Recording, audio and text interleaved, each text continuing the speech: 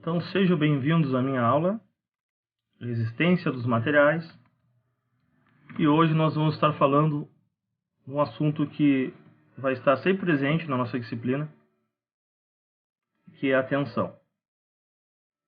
Tensão, e também nós vamos estar vendo conceitos de deformação.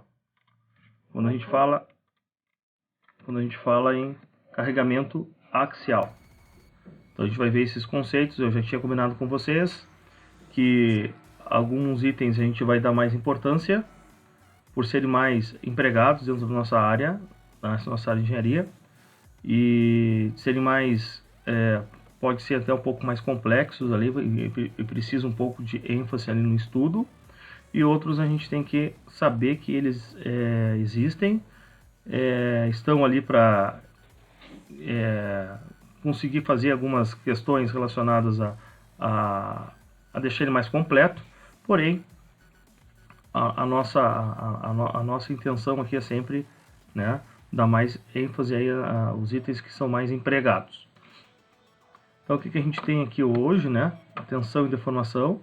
Quando eu falo carregamento axial, então a gente tem os conceitos de tensão, são os conceitos que a gente está utilizando nos nossos exercícios na nossa lista 1.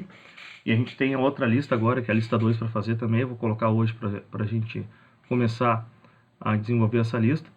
Além disso, a gente vai estar resolvendo todos os exercícios, passo a passo, tirando dúvidas em relação a esses exercícios de tensão.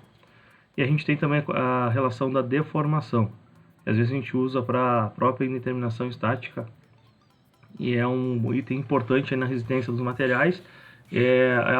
A deformação é por meio da deformação que se tira as características mecânicas do material. Então a deformação do material, ela responde pelas suas características mecânicas. E a gente vai trabalhar com esse carregamento axial. Lembrando que a deformação também é normal, então a gente vai trabalhar na posição normal. E a gente também tem aqui essa partezinha aqui do teste de tensão e deformação. Então é o teste prático ali de tensão e deformação, como ele funciona. Vou tentar explicar um pouquinho para vocês também nessa parte aí como é que ele funciona e quais são as informações que a gente tira dele, as informações principais. Uma das saídas desse teste de tensão sempre vai ser o diagrama de tensão e deformação. E eles que vão, esse diagrama de tensão e deformação, que vai me informar, que seria um teste, né? Vai me informar que tipo de material eu estou lidando. Qual o tipo de material, e através da comparação das informações, eu consigo catalogar ele. Então vamos ter materiais que eu tenho o diagrama de tensão e deformação, que vai ter a característica dele ser dúctil, e vai ter um material que tem como característica ser frágil. Certo? Geralmente os materiais dúcteis estão relacionados com são materiais bons para deformação plástica, porque eles possuem esse comportamento plástico, e outros um comportamento plástico maior, né, uma maior concentração de comportamento plástico ao longo da sua deformação. Já os materiais frágeis a gente vai trabalhar sempre o regime elástico, porque eles são feitos para essa aplicação. Também vamos falar sobre a lei de Hooke, que é a lei do módulo de elasticidade, aí, que abrange todas as características aí dos materiais que a gente vai estar trabalhando. Então a gente está preocupado mesmo com a elasticidade, a empregabilidade dos materiais, para a resistência dos materiais. A nossa preocupação é que eles não ultrapassem o limite de elasticidade do material, ou módulo de elasticidade, o limite de elasticidade, tensão elástica, né? Tensão e escoamento. Então não vai ultrapassar essa tensão e escoamento, e a gente tem essa proporcionalidade aí feita através da lei de Hooke. Existe essa proporcionalidade. Comportamento elástico versus o plástico, as diferenças. Então todos os materiais têm um pouco de elástico, um pouco de plástico, muito de elástico, pouco de plástico, né? Então a gente vai ver essas características, esse comportamento, vai entender um pouquinho desse comportamento. Vai ter um conceito aqui sobre fadiga. A gente não vai desenvolver a fadiga, mas a gente vai entender o que é essa fadiga. Por que os materiais eles rompem abaixo até mesmo da tensão de escoamento, muito abaixo da tensão de escoamento. A gente vai ver esse conceito de fadiga, o que ocorre com os materiais e de que forma se ocorre o colapso dele, né? Aí de novo, deformações sobre carregamento axial e exemplos. Vamos fazer exemplos, vamos fazer um passo a passo desses exemplos aqui. Depois a gente pode tirar dúvidas, se ainda tiver, mas aqui vai ficar bem explicado essa parte dessas questões aqui de tensão, de carregamento axial, de modularidade, essas proporções que a gente encontra aí no exercício prático. Indeterminação estática, então conceitos de determinação estática e exemplos, e um pouquinho ali da tensão térmica.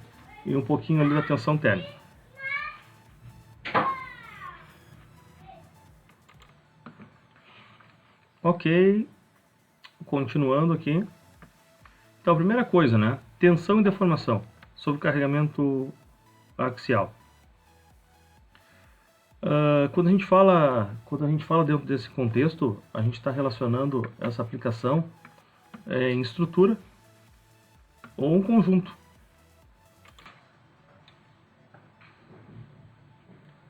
Então, como são essas deformações, né? Tudo que sofre uma carga sofre uma deformação. Nós temos sempre imaginado dessa forma. Então, qualquer carga, mínima que seja, vai ter uma reação. Então, parte dessa energia ela passa a influenciar o material por meio da deformação. E muitas vezes aquela análise estática que a gente estava fazendo, ela não é suficiente para nos dar todas as respostas. Então a gente trabalha muito com essa deformação para ter respostas sobre tensão. Então sempre quando a gente imaginar uma deformação, atrelada a ela, proporcionalmente, vai ter uma tensão. Tanto é que quando nós fazemos alguns testes práticos, assim, para descobrir a tensão que está agindo sobre um determinado corpo, a gente faz alguns testes de aquisição por strain gauge, senão a gente cola ali um material, uma célula de carga, e quando ele deforma, quando o material deforma, esse strain gauge deforma também, e como ele é uma resistência elétrica, e ele está sendo induzido por uma carga, altera a corrente. Alterando a corrente, sabendo-se ali que isso aí é proporcional, né? Isso aí é proporcional, a gente tem a informação da tensão. Outro detalhe, né, que o autor traz aqui, que considera sempre que as estruturas são deformáveis. Então, quando se analisa a deformação dos seus vários componentes, a gente consegue determinar as forças, que é aí que eu queria chegar, que são as forças estaticamente determinadas. Então, quando a estática não for suficiente para a gente conseguir ter as informações da tensão, a gente vai trabalhar com a deformação. Então, é só um parênteses que se abre para a gente entender mais ou menos o que está acontecendo aí. Então, essa determinação de distribuição de tensões também vai gerar uma consideração, a consideração de deformações que ocorrem nesse componente. Então, de novo, pessoal, sempre quando eu tenho essas características relacionadas à deformação, eu faço ela somente para tirar as informações de tensão. E aqui nesse caso nós vamos ver mais com ênfase, né, ao carregamento axial. Outros tipos de carregamento, como torção, flexão, o que vier, né, eles vão ser feitos em outra oportunidade. Então aqui a gente vai focar nesse carregamento axial aqui e vamos ver como é que ocorre essa deformação. Então a primeira coisa, né, a gente tem em mente que tem a figura 2.1, 2.3 e 2.4. O que está acontecendo ali? O que está acontecendo? Aí também são condições de contorno que a gente está utilizando, tá? São condições de contorno que a gente está utilizando. Como a gente está trabalhando a deformação elástica, a gente tem aqui, ó, o nosso B e C e o nosso B e C. Teve uma variação no comprimento. Então antes a gente tinha um comprimento L, e agora nós vamos ter um comprimento L mais delta L, que foi alterado em função dessa carga P. Então qualquer carga, claro, quanto maior a carga, maior vai ser a deformação. Mas qualquer carga faz com que isso se deforme. Se a questão do lado aqui, se eu aumentar essa área da seção transversal, que a gente está falando sobre carga axial, né?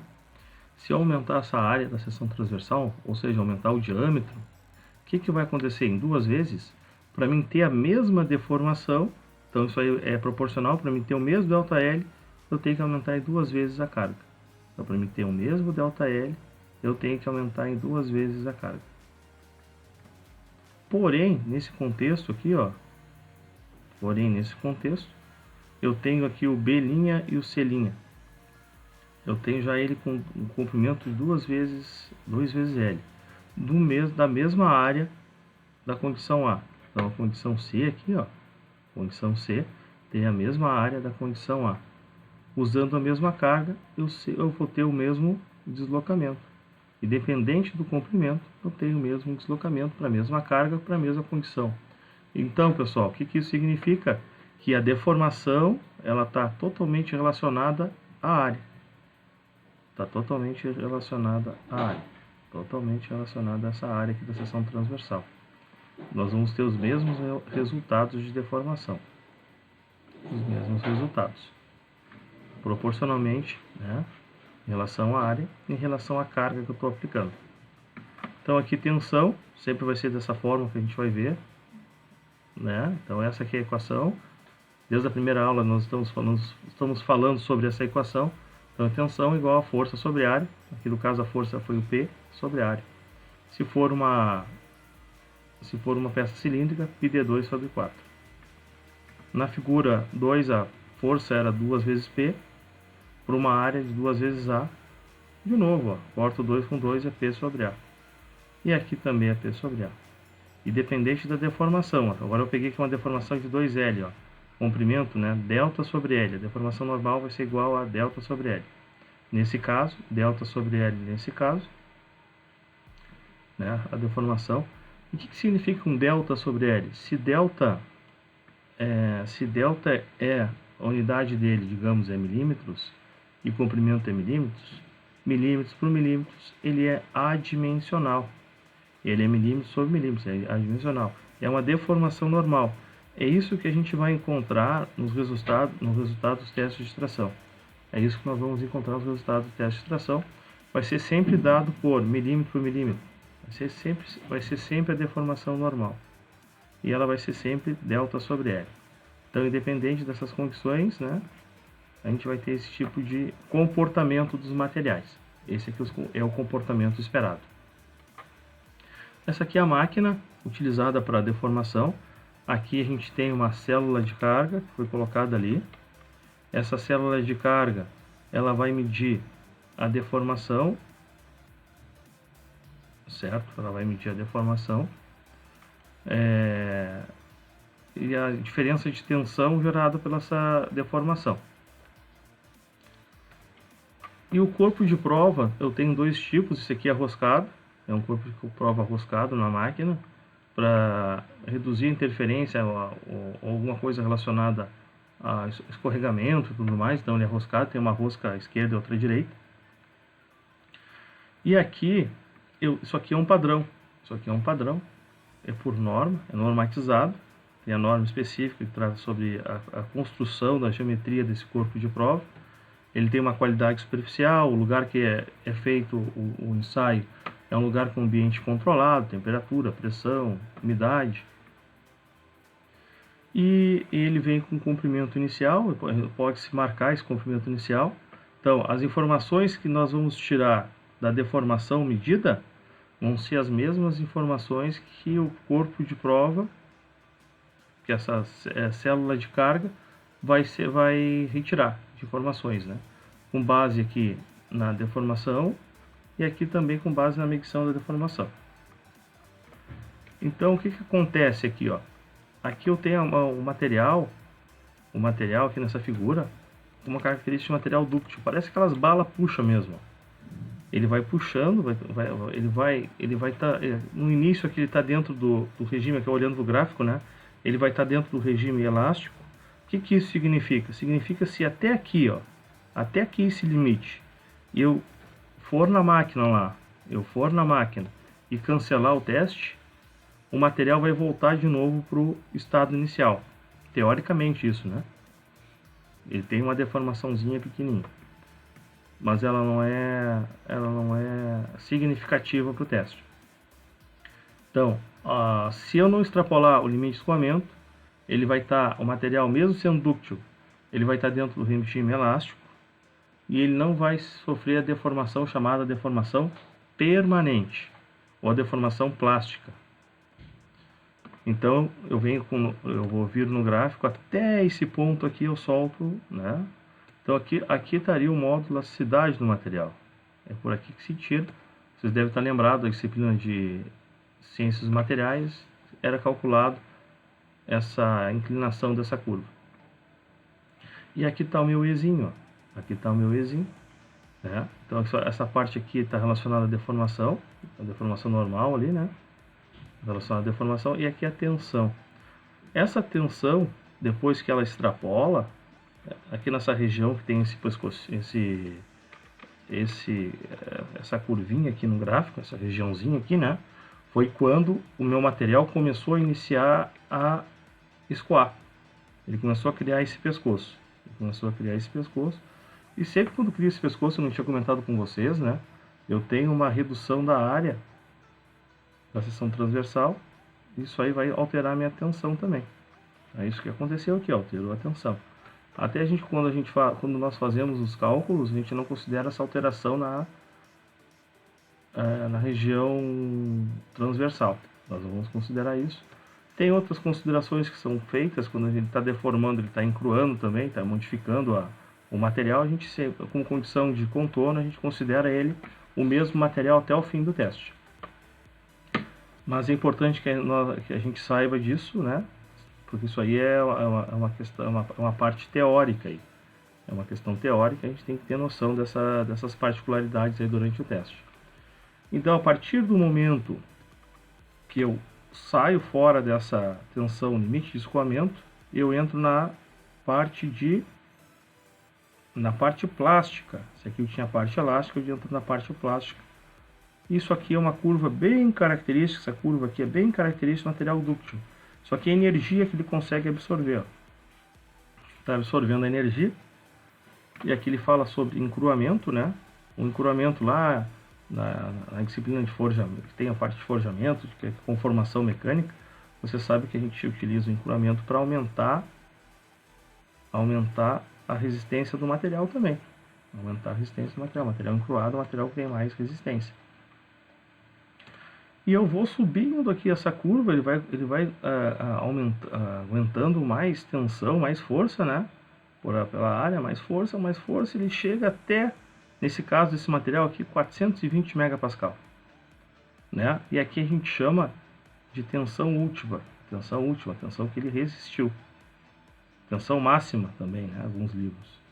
Tensão que ele resiste, né? Característica de um aço com baixo teor de carbono, um aço qualquer aqui, né? Ele resistiu até 420. A partir disso ele começa a entrar em colapso e parte para romper. Ele vai romper, ele vai chegar aqui, ele vai começar a reduzir muito a areazinha dele, vai diminuir a tensão, pá. Tensão de ruptura, né? Tensão de ruptura, né? Então esse aqui é o sigma R, aqui seria o sigma L, tensão última, o sigma L pode ser de leste, e aqui de escoamento. Aqui ocorre a estricção e o rompimento final. E aqui é toda a deformação. O que isso significa? O que seria, professor? Professor, o que seria toda a deformação esse 0,25? Se eu pegar o meu corpo de prova inicial,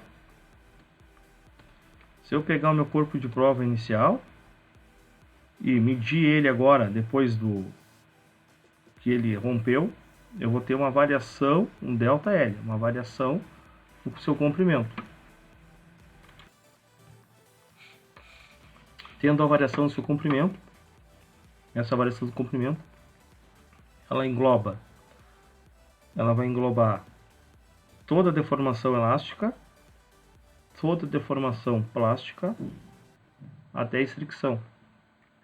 É claro que mesmo aqui nessa posição, ele mantém ainda a deformação, chamada deformação elástica. Quando ele rompe, ele vai retornar um pouquinho. Mesma coisa uma chapa, quando se dobra uma chapa, primeiro agora a gente começa a entender, né, que uma chapa para ser dobrada, ela tem que ser uma chapa com material dúctil. Porque se ela não for uma chapa de material dúctil, eu vou ter dificuldade para dobrar, para extrapolar esse regime elástico aqui. Mas quando eu dobro uma chapa, mesmo ela sendo dúctil, ela ainda tem uma característica de material pouco, né, elástico. Mesmo o material sendo dúctil, ele tem a propriedade elástica. Então quando eu dobrei ela, eu quero dobrar uma chapa com 90 graus. Quero dobrar uma chapa ali com 90 graus. Na minha ferramenta eu vou ter que fazer um pouquinho mais. Isso aí também tem o cálculo que a gente vê na disciplina de conformação mecânica. Que a gente, dependendo do material, tem um cálculo, tem, né, a gente trabalha com modularidade, trabalha também com gráfico de engenharia para fazer essa previsão. Então ela vai dobrar um pouquinho mais que 90, vou botar ali 110 graus, não sei que material é, né? Quando eu tirar da máquina, ela vai voltar e vai ficar com 90. Então eu faço esse cálculo de ver quanto que eu tenho que dobrar mais para que no final ele fique na medida que eu quero. Aqui do lado tem um gráfico um pouquinho diferente desse aqui, né? Ele não tem essa característica aqui, ó, né, que tem essa voltinha aqui mais, né? É um gráfico também que ele tem uma característica de material dúctil, uma curva um pouco diferente. O que acontece é que quando eu olho isso aqui, eu já sei que ele é um material com um aço de baixo teor de carbono, por comparação com outros testes. E quando eu olho esse aqui também eu vejo que ele já é um material, se eu comparar, né, eu já consigo identificar que ele é alumínio. Ele tem tudo que o outro tem, um pouquinho diferente só na forma de apresentação.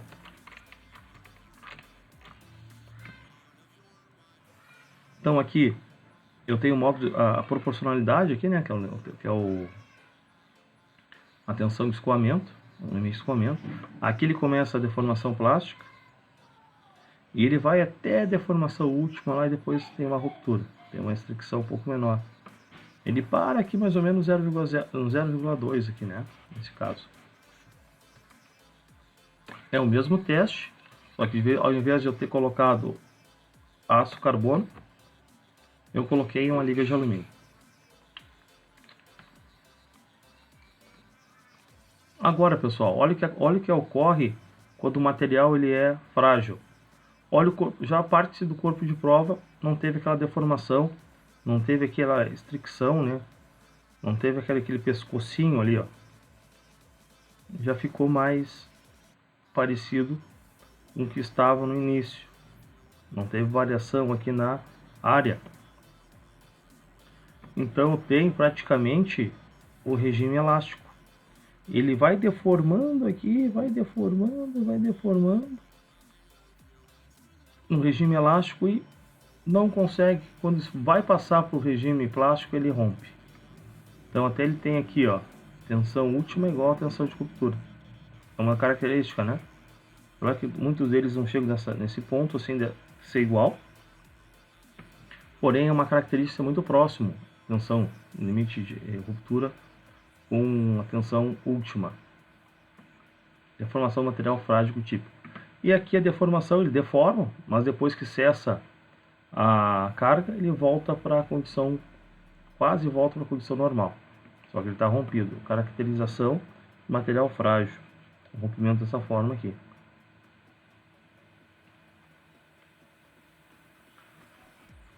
Outros exemplos, né, disso que a gente estava falando. Aqui na mesma proporcionalidade, tentando plotar o gráfico com diferentes materiais, a gente vê as diferenças aqui entre tipos de materiais, né? Ó, o ferro puro aqui, ó, ainda tem aquela curvinha, né? Deixa eu voltar lá. Já tem aquela curvinha, bem discreta aqui a deformação, tem uma grande deformação, ó. Tem uma grande deformação até romper, ele é bem dúctil. Já um aço carbono, ele já se comportou daquela forma que a gente viu lá, ó. Aumentando a resistência do aço, a fragilidade. Então isso aí é um outro conceito. Às vezes o aluno não tem essa visão, né? Ah, o material frágil é aquele que rompe antes. Não. Material frágil, muitas vezes, na grande parte, ele resiste uma tensão muito maior que o material dúctil. Só que ele não consegue absorver a energia que o material dúctil, a energia de deformação que o material dúctil consegue absorver. Olha aqui um aço de liga temperada recozida. Até lá em cima, tem pouca deformação plástica e já rompe. Mas ele resiste muito, então ele tem um limite, uma tensão, limite de escoamento. Então, para a nossa aplicação da resistência do material, ele é muito bem empregado. Ó. Eu não estou falando de resistência ao choque, de resistência, né, à vibração. Estou dizendo a resistência do material mesmo. Ó. Então esse material aqui, ele é a solução para vários tipos aí de aplicações onde se exige um limite de escoamento maior. Onde se exige um limite de escoamento menor, pode-se usar aços mais baixo, né? O limite de escoamento mais baixo. Eu tinha comentado antes ali, né? Quando eu falei, abaixo da tensão de proporcionalidade. Então, é aqui que nós vamos trabalhar, abaixo da tensão de proporcionalidade. Se a gente pegar a disciplina lá de conformação mecânica, é acima da tensão de proporcionalidade que se trabalha. Nós não. Para projetos, a gente vai utilizar aços, né, ou materiais que resistam ou que eles trafeguem no máximo até a tensão de proporcionalidade, abaixo dessa tensão. Aí vale aquelas equações que nós estamos usando. Tem a tensão, módulo elasticidade vezes a deformação normal, aquela, né? Que é a deformação normal aqui, ó, né? O módulo elasticidade por essa deformação normal dimensional. Tanto é que essa unidade e essa unidade do E é mesmo, o módulo de Young, o módulo de elasticidade. Geralmente ele vem em gigapascal. E a gente tem que se dar de conta que temos que considerar essa classificação. E considerando essa classificação, olhando esse gráfico de novo, nos remete àquele nosso conhecimento anterior de ciências dos materiais, né, ou materiais de construção, que a inclusão de elementos de liga no ferro vai transformando ele em aço de liga de alta resistência, aço de, né? Então todos os materiais, todos esses metais, esses elementos de liga que são adicionados ao material no momento da construção deles, né? Eles vão alterando a estrutura do material, tornando ele diferente. Então eles ficam com mais resistência, com mais ductilidade, resiliência, né? Melhora o atrito, melhora a abrasão, melhora o tratamento superficial, pode melhorar a resistência à oxidação, e tudo isso aí que a gente que trabalha com o emprego desses materiais sabe. Porém, contudo, tudo isso aí é alterado, menos a rigidez. O módulo de elasticidade, isso aí não pode ser afetado. Ele vai ter esse mesmo módulo de elasticidade, essa partezinha aqui, ó. Por isso que essa curva que está aqui, ó, essa reta, na realidade, né, que a gente chama de proporcionalidade, ela é uma reta que pertence a todos esses tipos de materiais que sofreram alterações na sua estrutura. Eles mantêm essa inclinação, eles mantêm esse módulo de elasticidade, eles mantêm essa rigidez, né, mantêm essa inclinação, essa proporcionalidade, certo? Então, tudo eu posso alterar, toda essa partezinha aqui eu posso alterar, porém, isso aqui não. Isso aqui pertence ao material, desde o ferro puro, esse metálico, até a liga de aço temperada recozida. E essa próxima figura aqui mostra aquilo que eu estava falando para vocês, sobre essa proporcionalidade. Eu pegando, isso aí a gente viu também lá em Ciências dos Materiais, né? Eu pegando essa reta que está aqui e fazendo uma reta paralela a um ponto na curva, eu vou achar o quanto que ela deformou, né? Tanto é que ela não é aqui no ponto C, se eu vier reto aqui para baixo seria um pouquinho mais, né? Mas mesmo aqui, mesmo o material sendo dúctil, ele ainda está presente a deformação elástica. Eu cessando a carga, ele volta um pouquinho aqui, ó. dentro dessa proporcionalidade. Então isso aí eu queria mostrar para vocês, né? Quando a gente remove a tensão, a gente pode dizer que o material ainda se comporta elasticamente, mesmo tendo uma deformação elástica. A deformação elástica vai ser essa diferença aqui de A para D.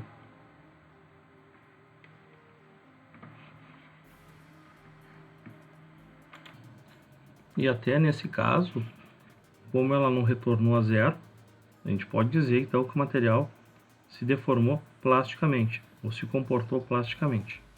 Ele não retornou a zero, foi uma chapa, aquela chapa que a gente dobrou, aquele pé de banco que a gente dobrou, a gente fez uma curva, quando a gente soltou ele voltou um pouco, mas não na posição inicial. Ele ficou um pouquinho ainda na posição deformada. Porém, mesmo a gente trabalhando no regime elástico, mesmo depois ele passando para o regime plástico, os materiais eles têm um limite. Digamos que eu deforme esse material uma vez aqui no regime elástico, ele volta à posição inicial. Eu faço a segunda, faço a terceira, faço 5.000, 10.000, 20.000 vezes por dia, por semana, por mês. Aí ele vai começar a sofrer um fenômeno chamado fadiga. A fadiga ela foi identificada lá na época dos trens, dos vagões, sobre trilhos. O que acontecia, né, com esses trens, com esses vagões, principalmente a região das rodas. Então o engenheiro ia lá, calculava tensão de contato, né, fazia todo o cálculo direitinho e colocava ainda lá uma segurança de 3, 4, 5 vezes. Mas não adiantava. A todo momento, na emenda dos trilhos, tinha um degrauzinho ali e batia aquela roda. Eles fizeram os cálculos, tiraram a informação, mediram e viram que essa força de impacto, dada a tensão, não chegava nem na quinta parte ali do que seria o limite de escoamento do material. Estava bem fraco ainda em relação ao material que estava sendo empregado. Porém, com o passar do tempo e de uma forma rápida, principalmente nos lugares onde tinha uma diferença maior aí, na emenda dos degraus, começava a se romper as rodas. Eles não entendiam isso aí, não entendiam o porquê. Aí surgiu um estudo, né, de várias academias ali falando sobre o fenômeno da fadiga. O que seria esse fenômeno da fadiga? Independente da tensão que o material suporta, se ele tiver carregamentos cíclicos, né? Agora eu estou falando ali em relação digamos, a uma atração, né, axial. Se ele tiver carregamentos cíclicos ao longo do tempo, claro que se é cíclico, né, ele vai reduzir drasticamente o seu limite, a sua tensão de escoamento, né, ou de ruptura. Ele vai provocar ruptura. Então aqui é um exemplo, né? Esse gráfico aqui tem a tensão, né? Se eu tiver aqui um material que ele não, um equipamento,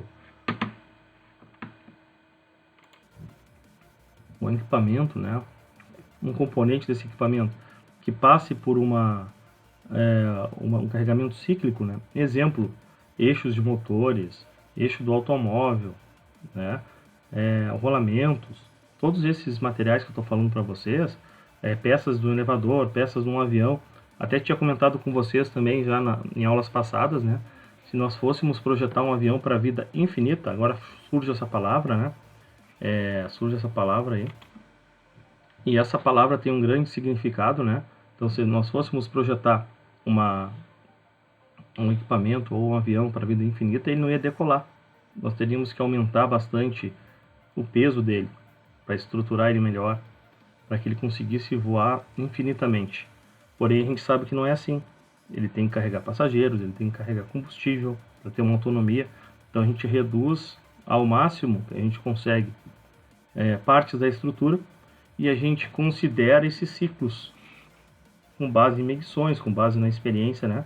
A gente considera esses ciclos. Então, a cada 5.000 horas de voo, 500 horas de voo, 1.000 horas de voo, tu vai substituir essa peça. E substituir mesmo.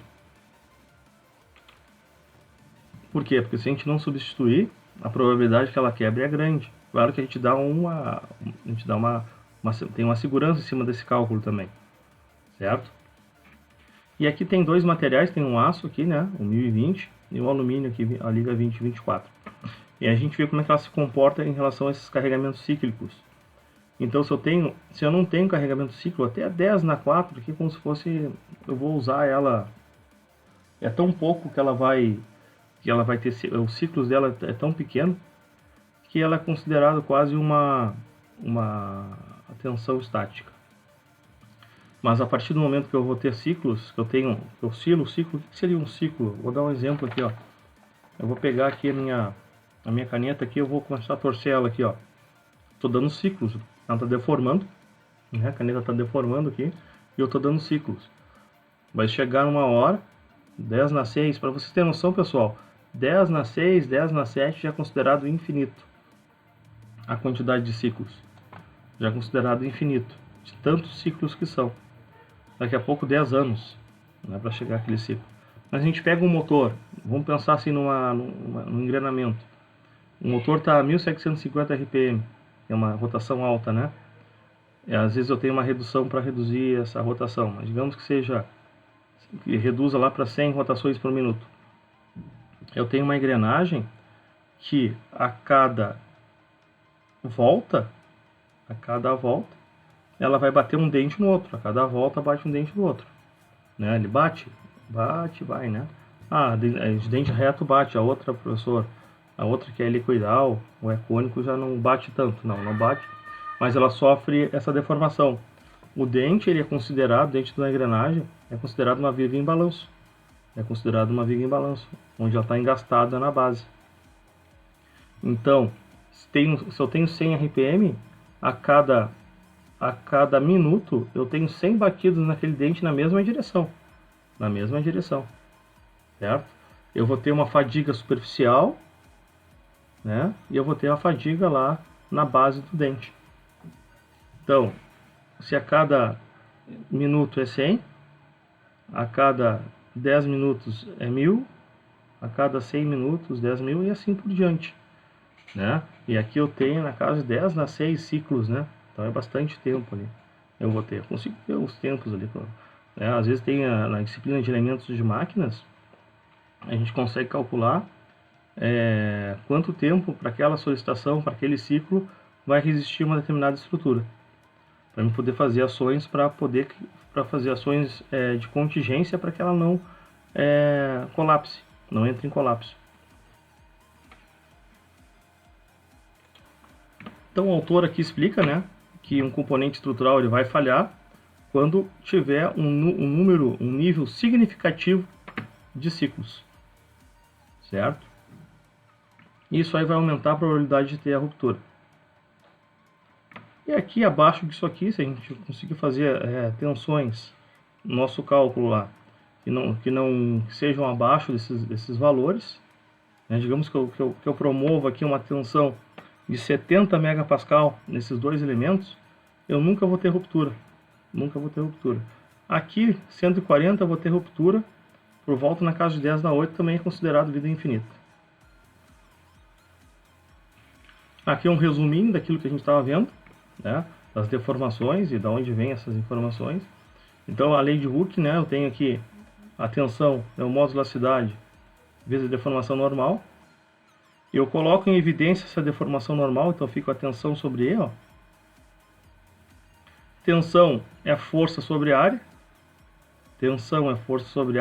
Então a gente tem esse sigma aqui, eu substituo por P sobre A. Então fico que o Ezinho aqui, que é a deformação, né? Ela é P sobre A vezes E. Né? Coloco ele em função.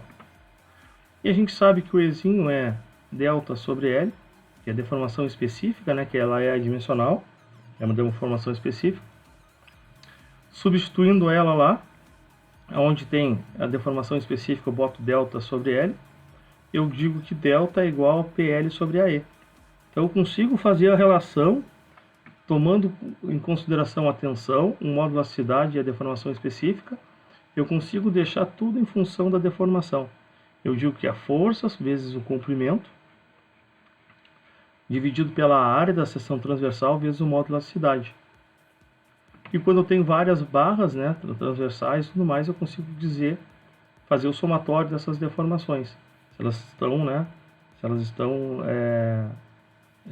em outros pontos, né? Consigo fazer essa relação aí.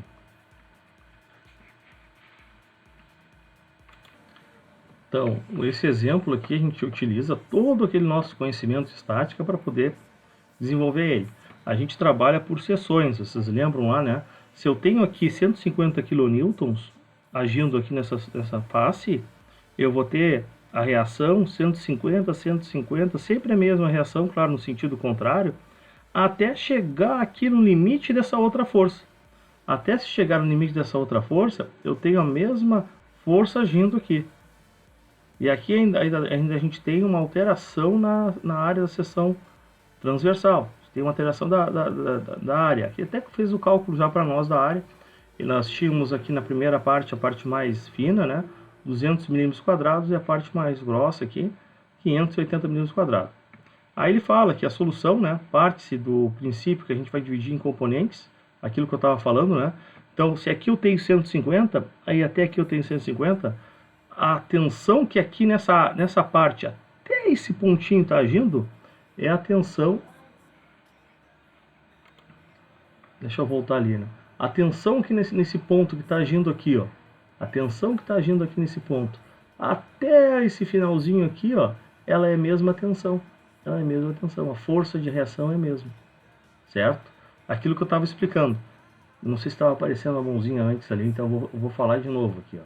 Se eu tenho 150 aqui, ele vai ter 150, claro, na direção oposta, até chegar ao limite desses 200 kN. Aí depois eu tenho a variação, eu nem estava explicando ali, né, a variação da área, que passou de 200 mm² para 580, desculpa, 200 mm² para 580 mm². Teve essa variação aqui na área, mas isso aí não está relacionado à força. A força de 150 kN, que está para esse lado, para a direita aqui, ela tem uma reação até chegar nesse limite de 150 kN. Então a tensão aqui, dado que a área ela se permanece a mesma, ela vai ser igual até o finalzinho ali.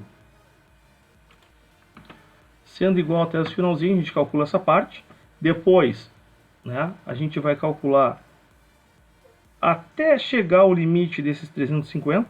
Então ele vai ser 150 menos 200 de compressão aqui, né, 150 de tração, menos 200 de compressão a partir desse ponto aqui para cá, ó. A partir desse ponto para cá, a partir desse ponto para cá, que vai chegar até esse limite. Então a gente vai ter uma tensão igual daqui até aqui. Então essa carga que influencia até aqui, e essa aqui não vai influenciar porque ela está amarrada aqui, né? Ela está amarrada aqui. E depois eu tenho uma tensão que vai ser o somatório de todas essas três nesse ponto aqui, que vai ser o 150 para cá de tração, menos 200 mais 350 aqui. Vai sobrar uma carga que vai estar agindo nesta área. Então as tensões elas vão mudar em função das forças e em função das áreas.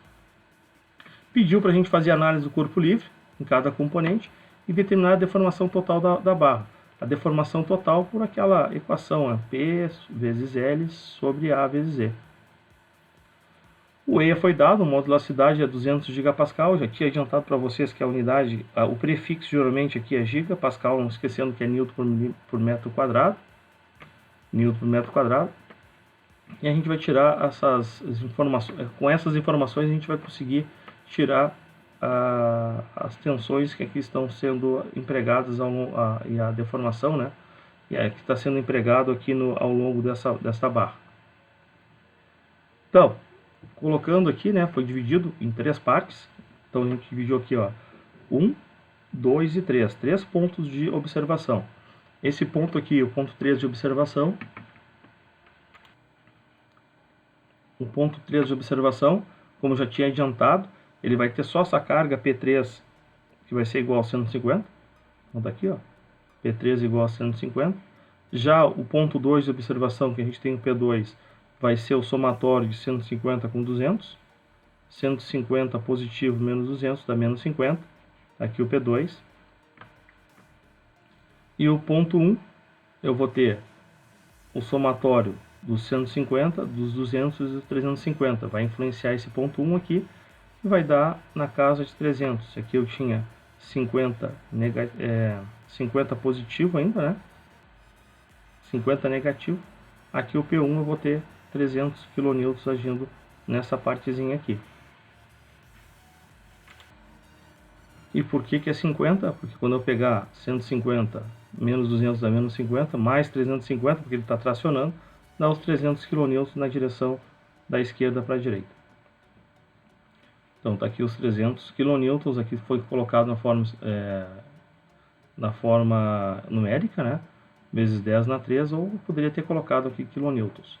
Então a deformação total vai ser a soma de todas as deformações. Então, somatório de P vezes L sobre A vezes E. O 1 sobre E ele permanece constante. Se a área fosse a mesma, eu poderia tirar ela para fora, poderia colocar aqui 1 sobre AE, mas como a área altera, eu prefiro trabalhar com a área lá para dentro da equação. E aí eu vou pegar aqui a força que está agindo no ponto 1, vezes a carga que eu identifiquei no ponto 1.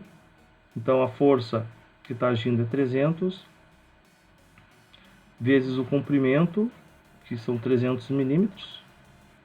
L1 aqui está aqui as medidas, né? 300, 300 e 400, vezes 300 milímetros dividido pela área. A área foi identificada aqui nessa parte como 580 milímetros quadrados, foi dado no exercício aqui. E assim por diante. Vou pegar a carga vezes o comprimento dividir pela área. Carga pelo comprimento, agora com uma área menor. O comprimento também é maior aqui, o L, né? Mas a área ela é menor. Achei esse valor, 429,31, divido por 200, eu tenho uma deformação total de 2,15. Nada me impediria se eu fizesse a deformação mais essa deformação, mais essa deformação. Por isso que a gente fez aqui também. A gente só colocou na mesma equação.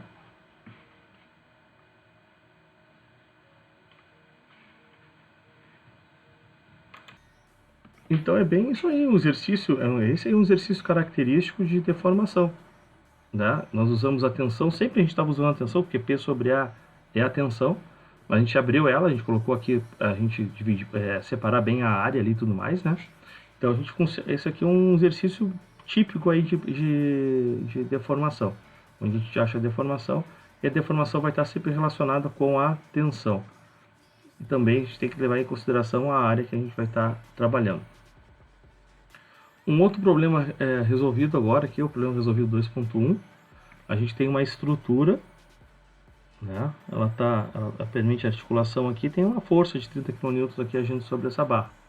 O que eu enxergo aqui? Quando eu empurro isso aqui para baixo, eu já vou ter uma compressão aqui e uma tração aqui. Isso aqui é bem importante que a gente consiga enxergar esse movimento aqui de rotação, né?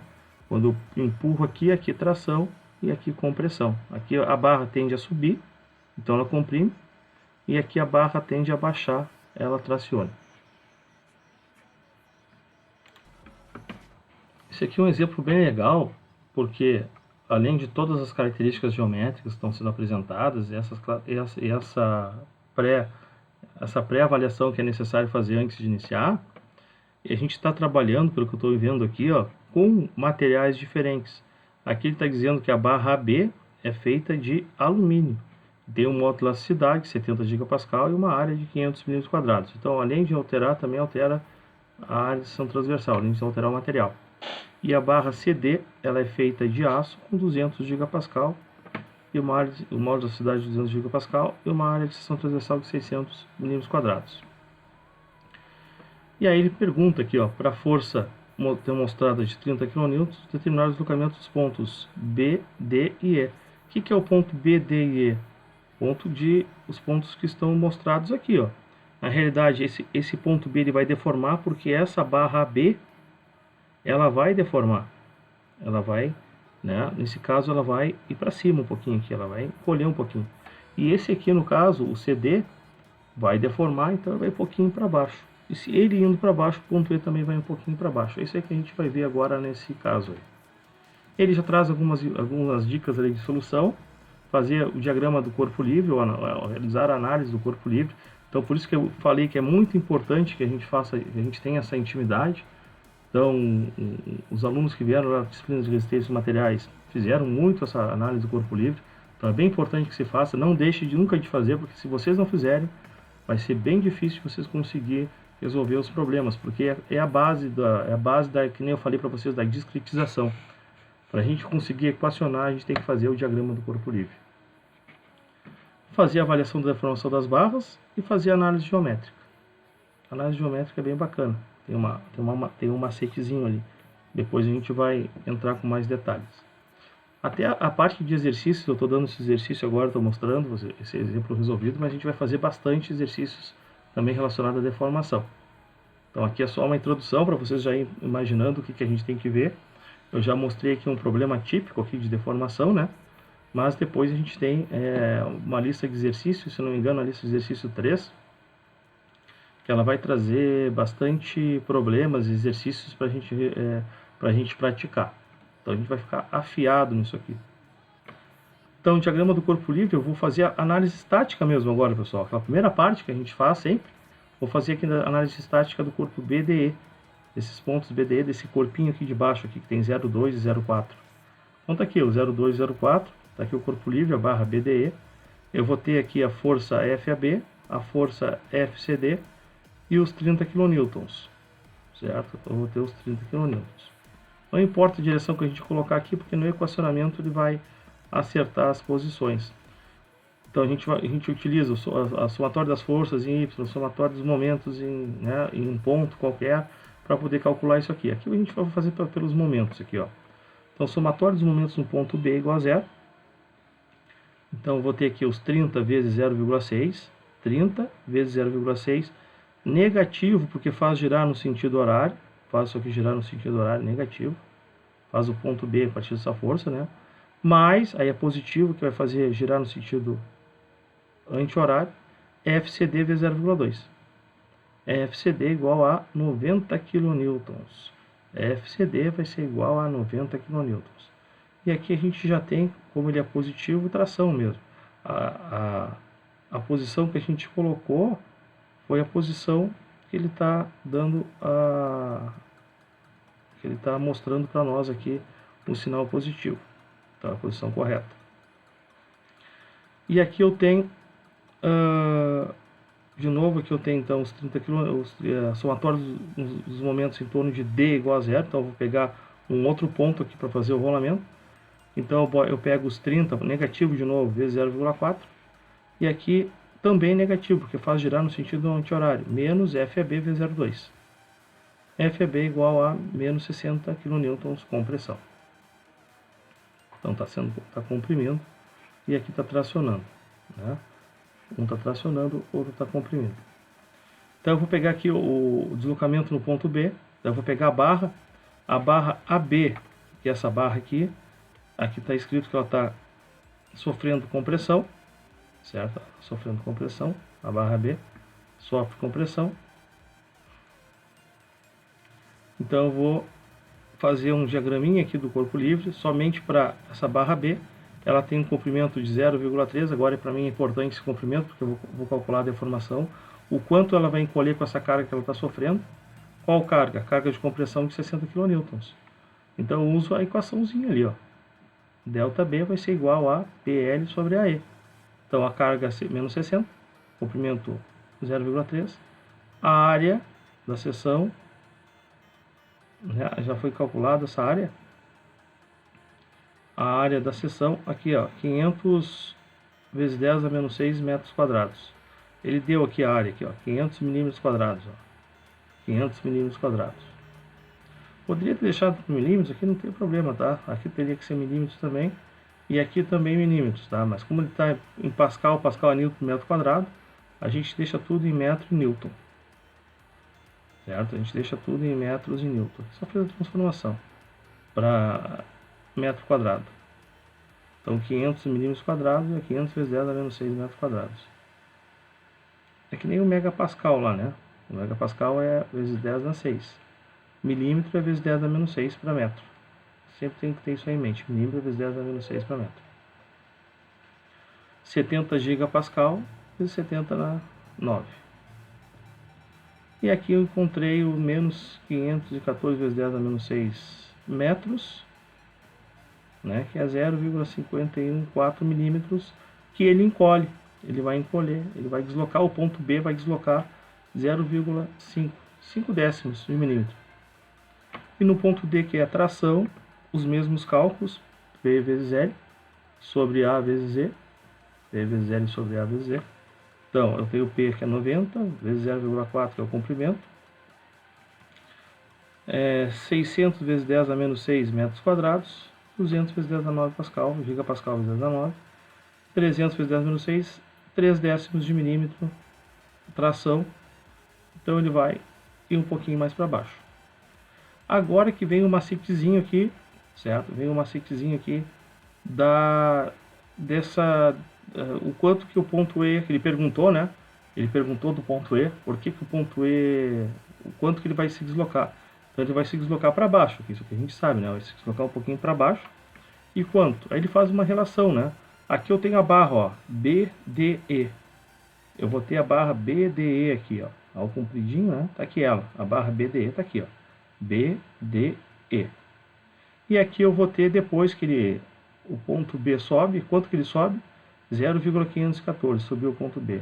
E quanto que o ponto D desce? 0,300. O ponto D, então, ele achou um B' e um ponto D'. Fazendo a união desse ponto B' com D', eu tenho essa inclinação e eu vou ter o E'.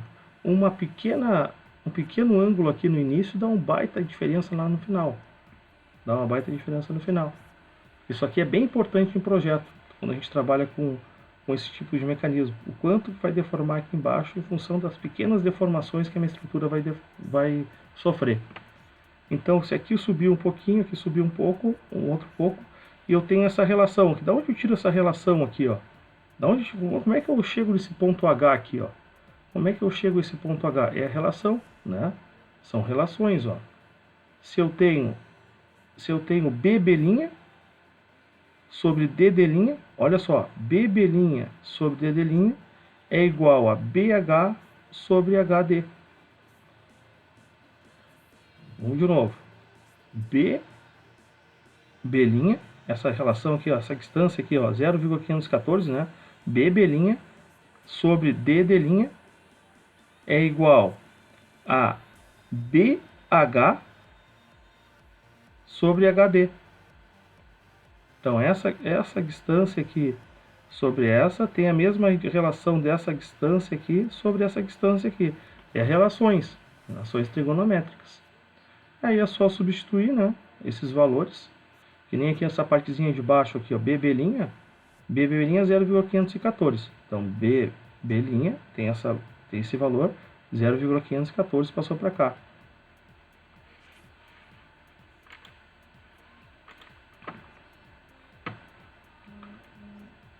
Então aqui, vamos mostrar de novo, que eu acho que não estava a mãozinha aqui, né? Então, B sobre B', sobre DD' é igual, então lá, BB' sobre DD', BB' sobre DD' vai ser igual à mesma relação que tem de BH, distância de BH, sobre distância de HD. Aqui, ó, BH sobre HD. Vamos de novo. B sobre B' sobre DD', tá aqui, é a mesma relação trigonométrica de BH sobre HD. A mesma relação. Substituindo os valores, quanto que é B'? 0,514. Quanto que é DD'? 0,300, foi isso que nós calculamos lá. Vai ser igual a BH. O que é esse BH aqui? A distância de BH. Qual que é a distância de BH? É os 200 milímetros, que está aqui, né? É 0,2 metros. É os 200 milímetros menos o X. Menos esse X aqui, ó. Eu coloquei arbitrariamente. Eu botei arbitrariamente. Menos esse X. Que é o que eu quero achar depois, né? Eu quero achar para conseguir ter essa relação. Então, eu coloco aqui, boto em função esse X, acho o X igual a 73,7 milímetros. Como é que eu vou botar em função esse X? 0,514 dividido por 0,300 vai dar um número. Multiplico por X, certo? Diminuo, ou somo com esse X aqui, deixo ele igual. Né? Somo porque ele um X está negativo, quando passa para lá passa positivo. Agora, seguindo aqui a explicação, da mesma forma que aconteceu deste lado de cá, eu falei que BB' sobre DD' é igual a BH sobre HD, eu tenho desse lado de cá correndo a mesma coisa. Ele tá interligado, né? Ele está interligado, ele forma esse triângulo, né? Esse triângulo aqui em relação a esse tem as mesmas propriedades, aqui mesmos ângulos e tudo mais, né? Então, E' sobre DD', E' sobre DD' vai ser igual a HE sobre HD. HE sobre HD. É a mesma proporção. Da mesma forma que eu fiz lá, eu faço desse lado de cá. Só que vale sempre. Várias vezes a gente vai conseguir responder as nossas questões fazendo essas relações. Então vou repetir de novo. Às vezes sai aqui, né? Então, a mesma coisa que nós temos deste lado de cá, essas relações que nós temos desse lado de cá, a gente vai ter desse lado de cá. Então, se aqui eu tinha BB' sobre DD' igual a BH sobre HD, aqui eu vou ter a mesma coisa, ó. E' sobre DD' vai ser igual a H até E dividido pelo HD. É uma proporção, é proporcional. É uma proporção. O que é o E'? É o que eu quero achar, que é o meu ΔE. A variação de posição que teve meu ponto E ao se deformar aquelas minhas duas barrinhas ali. O que vai acontecer? O DD' eu tenho essa informação, que foi o que eu já tinha achado, é o 0,3. O HD é essa distância aqui, que é o X, que eu já calculei que é 73,7, eu calculei no passo anterior. E aqui o HE vai ser os 400 milímetros mais o X. Né? Mais um pouquinho aqui, que é o HE, até H, né? Botando em evidência o ΔE, eu acho 1,93 milímetros de deslocamento para baixo. Então é bem típico também esse tipo de aplicação, é bem típico. Mostra a preocupação do engenheiro, né, que está trabalhando com estruturas de componentes, com as deformações que eles vão sofrer individuais e o resultado dessa deformação. O resultado dessa deformação é bem importante. Seguindo aqui o nosso estudo, eu sempre falei para vocês que a nossa preocupação era com estruturas, quando a gente trabalhava com estruturas que são estruturas resolvíveis, né, pela estática, a gente não estava preocupado quando essas estruturas não pudessem ser resolvidas por aqueles métodos. A gente chamava essas estruturas aí de indeterminadas, né? Se eu pego uma viga e engaço nas duas pontas, eu tenho algo indeterminado, eu não vou conseguir tirar as informações necessárias. Então a gente trabalha com a deformação. Então essa é a diferença. Agora a gente não vai mais se prender, né, a questões relacionadas a essas indeterminações aí, né? A gente chama isso aí de estaticamente indeterminado. Tá aqui, ó, estruturas estaticamente determinadas. Olha esse exemplo aqui, ó. Ele está preso aqui em cima e está engastado aqui embaixo. Então ele não tem como se deformar. Ele não vai ter como se deformar. O que a gente faz? A gente faz uma consideração. A gente sabe que internamente ele tem as tensões. Só que a gente não ia conseguir fazer a relação. Se a gente fizesse tensão igual a força sobre a área, a gente não ia conseguir achar a solução. Porque a gente teria mais incógnitas do que equações para resolver. Então, que nem esse exemplo aqui, ó. Eu tenho aqui 300 kN agindo aqui. Então, daqui até o ponto próximo ao ponto C, eu tenho essa carga aqui de 300 kN, né? Eu consigo fazer dessa forma agora? Não. Eu tenho que fazer essas considerações. Eu venho aqui, ó, eu pego essa... Deixa eu pegar ali para aparecer, né? A mãozinha nunca está aparecendo, né? Então eu tenho aqui esses 300 kN, eu tenho 600, né? Antes eu pegava, eu corto aqui, até aqui o limite é os 300. Mas agora, para uma estrutura totalmente determinada, vocês viram aqui, ó, eu não consigo fazer com que ela venha para baixo. Ela só vem para baixo porque ela deforma. Porque eu sei que ela deforma. Mas antes ela não deformava. Eu consegui tirar a estática dela. Agora ela é estaticamente determinada, eu não consigo fazer isso. Eu trabalho com as deformações. Eu pego uma deformação, eu chamo de deformação L, e eu pego uma outra deformação e deformação R, e eu digo que o resultado dela é igual a zero. Eu faço uma superposição, né? Eu pego, coloco uma sobreposta à outra e faço as minhas e chego às minhas resultantes. Então aqui, ó, que nem eu pego o meu diagrama do corpo livre, né? Eu coloco aqui os 300 mais os 600 e o RB. 300 mais, então eu tiro, é como se eu tirasse a parte de baixo aqui e colocasse uma reação aqui só. E aí eu digo que isso aqui é igual à deformação que ela vai ter, certo? Mais a reação que ela vai sofrer. Então eu faço em duas partes.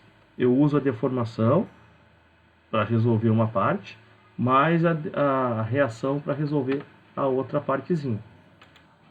Então é bem simples, né? Então é bem simples. Quando a gente olha com esse ponto de vista, a gente gera esses dois. Deixa eu colocar a mãozinha ali para aparecer de novo. A gente gera esses dois diagramas do corpo livre e faz essas considerações. Eu tenho duas deformações, uma deformação redundante, eles chamam de redundante, né? E essa RB aqui, ela é considerada desconhecida. Então eu vou pegar e vou fazer esse mesmo cálculo que a gente estava fazendo anteriormente aqui para achar a deformação, né? Somatórios das deformações ao longo do corpo. E depois eu vou fazer o inverso ali e achar o RB. Certo? Então o que ele fala aqui, ó, consideramos a reação em B como redundante e liberamos a barra daquele apoio.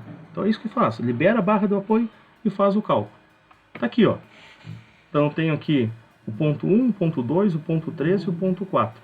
O ponto 4 aqui, ó, como ela está liberada lá embaixo, ó, ele sofre as reações dessa força e dessa força aqui. Né? Vai sofrer as reações dos 600 e dos 300 kN. O ponto 3, ele só vai receber, vai sofrer as reações dos 600 kN. Porque o ponto 1 tá, esses 300 kN está acima, né, imediatamente acima do ponto 3. Porém, ele altera a área. Ele vai alterar a área. Vai ter as alterações da área aqui. Então, aqui, resolvemos o truncamento em B devido às forças aplicadas. Então, o que acontece? P1 aqui, ó. Se eu tivesse P1, aqui não tem nenhuma força agindo. Daqui até aqui não tem nada agindo, ó. Daqui até chegar lá em cima não tem nada agindo. Se deram de conta disso, não tem nenhuma força que ninguém tinha na face lá, né? Então aqui eu tenho força igual a zero, né?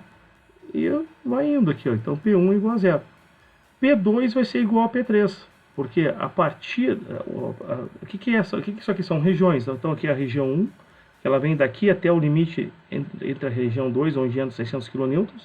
Depois eu tenho a região 2, que entra os 600 kN inicia até o limite aqui, né? Até esse limite aqui, que aí não entra nenhuma tensão. Depois já vem a região 3, que é daqui, desse pontinho aqui, ó, até chegar ao limite lá. Então ela pega esses 300, né? E depois eu chego aqui no ponto 4. Então vamos lá. O que eu tenho aqui? Que a força em 2 é a mesma força em 3, porque não pega essa partezinha aqui. Então a força da região 2 é a mesma que está agindo na região 3, que só entra os 600 kN. Isso aqui, ó. P2 igual a P3, que é igual a 600. Vamos de novo. Aqui nessa região aqui, não tem nenhuma força agindo aqui embaixo, ó. Não tem nada puxando. Eu só vou ter depois que eu passar dela, que aí já é a região 2, que é igual a região 3. Eu só vou ter os 300 depois que passar. Então aqui eu tenho os 600 vezes 10 na 3, os 600 kN, né? Aqui na 4, sim, que nem eu tinha falado, é os 600 mais os 300, dá 900 aqui. Então, o que a gente tem aqui? A área 1, a área da região 1 igual à área da região 2, e a área da região 3 igual à região 4. Isso também ele já deu aqui as áreas, tá? Já foi dado, é dado 400 vezes 10 menos 6 metros quadrados e 250 vezes 10 menos 6 metros quadrados. E os comprimentos todos 150 milímetros. L1 igual a L2 igual a L3, que eu posso até tirar ele para fora da equação aqui, nem eu estou por tirar. Então, o que ele fez aqui? Um cálculo, né? Somatório, o ΔL vai ser o somatório das equações ali, né? Que vai ser igual àquele valor que foi dado ali, Então aqui é só abrir do jeito que a gente fez antes, né? Então vai ser P1, que é 0, vezes o comprimento 150, que vai dar 0, então não calcula. Essa parte sai fora. E aí vai ter 600 vezes 10 na 3, 600 vezes 10 na 3, vezes 0,150, dividido pela área, que é 400 vezes 10 na menos 6, a área de P2, né? Mais o P3, que é o P2 igual a P3, né? Mais o P3, que é 600 vezes 10 na 3, vezes 0,150, que é o comprimento aqui em metros, dividido pela área 3, que é igual à área 4, que é 250 vezes 10 menos 6, mais o P4, que é 900 vezes 10 na 3, vezes, né? Mais o P4, que é 900 vezes 10 na 3, vezes o L, que é 0,150, dividido pela área 4, que é 250 vezes 10 menos 6 metros quadrados. Então aqui é só abrir, ele simplificou aqui. Vocês podem até fazer isso em casa, tá? Vocês abram aqui, ver se dá esse mesmo valor. Eu fiz o cálculo aqui, deu, tá? O E é igual para todos, então o E sai para fora, que nem a gente fez lá no exercício anterior, ó.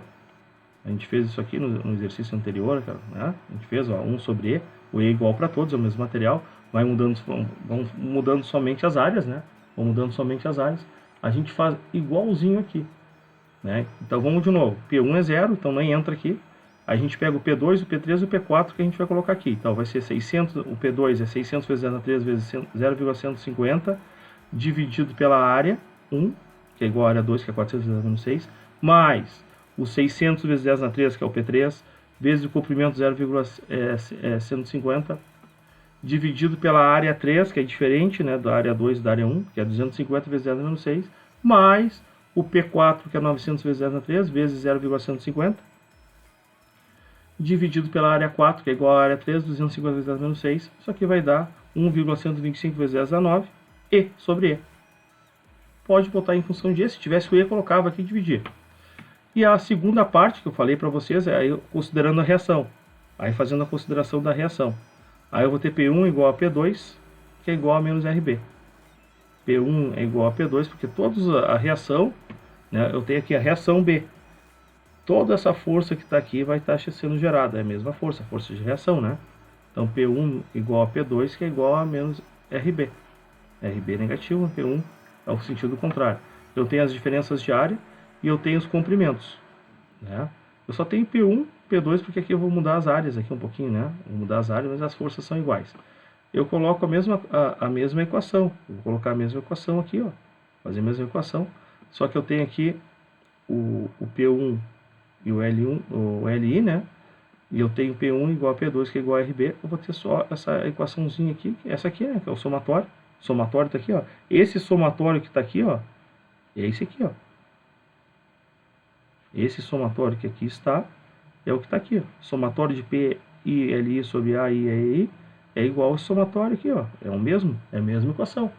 Então eu pego esse valor aqui e coloco aqui. Eu pego esse valor aqui e coloco aqui. Foi isso que foi feito. Claro, com o sinal contrário, né? Um sinal contrário, que é o menos RB, né? Para achar o P1, é o menos RB. Então é menos esse valor que está aqui, né? Vezes esse comprimento, que é 1,95 vezes 10 na 3, né? 1,95 vezes 10 na 3, que aí entra o PRB, né? Sobre o E. Fica em função também. Então lembrando aqui, pessoal, que eu tenho essas duas regiões aqui, tá? Por que eu tenho, aqui eu tenho 4 regiões e aqui eu tenho 2 regiões? Porque aqui eu estou fazendo um outro cálculo. Estou fazendo um outro diagrama do corpo livre. É o mesmo problema? É o mesmo, tá? Mas eu estou fazendo agora para resolver a reação redundante. E por que eu tenho 2 áreas? Por que eu tenho 2 regiões e aqui eu tinha 4? Aqui eu não estava preocupado somente com a área. Eu estava preocupado em dividir as regiões em função dos esforços.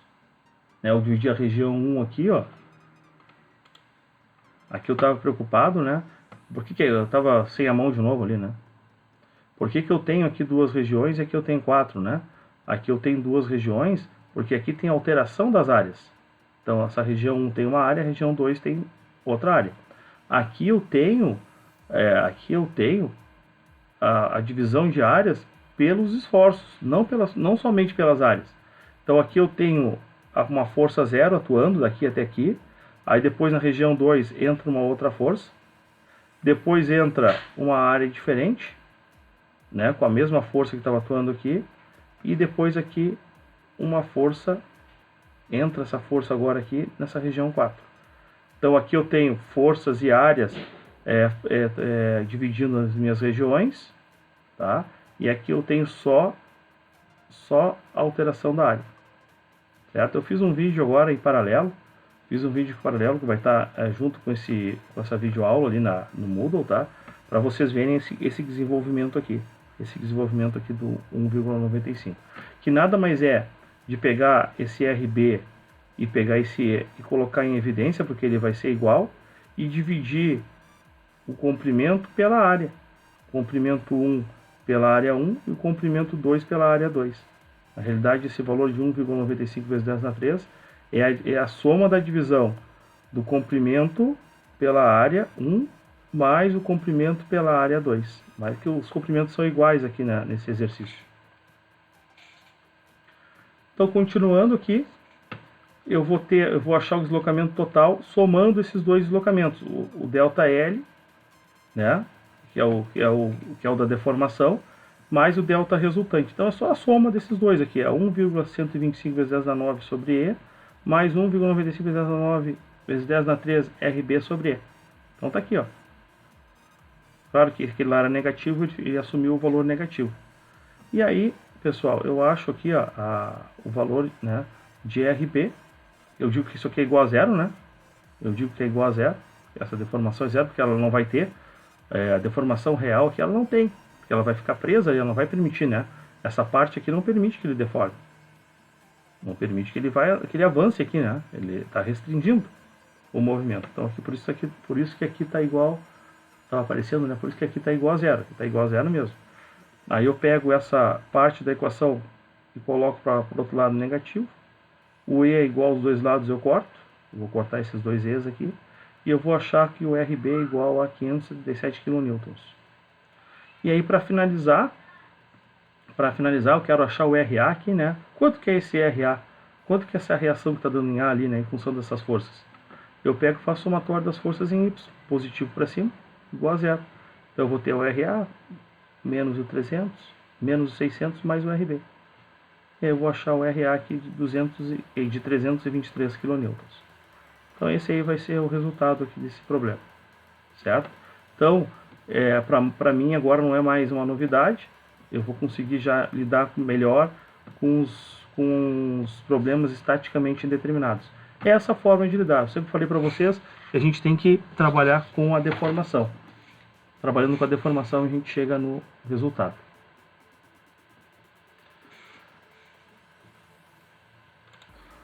Aqui eu só trago para conhecimento e até para revisão, né, a equação da deformação pela tensão térmica. A equação da deformação pela tensão térmica. Só que vocês viram lá em Ciências dos Materiais.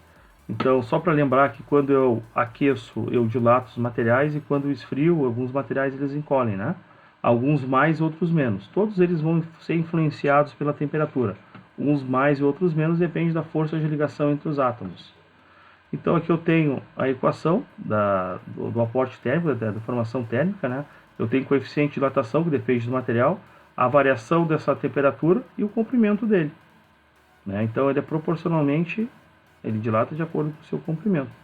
E aqui eu tenho a forma de deformação normal, aquela lá nossa, né? Que é o PL sobre AE. Eu posso fazer uma consideração. Eu vou ter aqui, se eu tiver uma força agindo, né? Se eu não tiver força, não tem problema. O problema é quando ele dilata e ele encosta em alguma coisa, que nem esse caso aqui, né? Ele está engastado. Ele está dentro daquele contexto lá, né?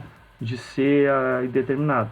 Então eu uso a dilatação térmica para determinar uma parte da equação e a tensão, né, de reação redundante ali para achar a outra parte. Então chega-se nesse mesmo equacionamento. Mas aqui eu só trago essas informações, isso aqui a gente já viu, vocês já viram lá em em ciências dos materiais, né?